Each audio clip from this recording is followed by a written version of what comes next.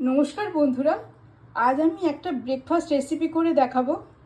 তার জন্য নিয়ে নিয়েছি 2 পিস ব্রেড, জল ঝরানো টক দই, 1 চামচ বেসন, ধনেপাতা কুচি, নুন, চিনি, বাটার, চিলি ফ্লেক্স, অরিগ্যানো আর গোলমরিচ গুঁড়ো।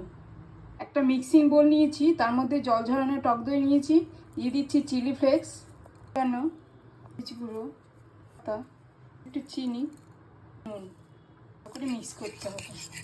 1/2 চামচ বেসন। এবার এই মিশ্রণটা নিয়ে স্প্রেড করে দেবো। একটা ফ্রাইং প্যান বসিয়ে বাটার দিয়ে দিলাম, ব্রেডগুলো আমি সেঁকে নেব।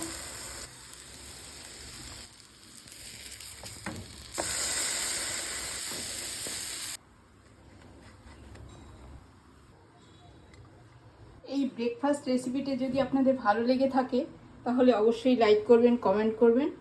নমস্কার।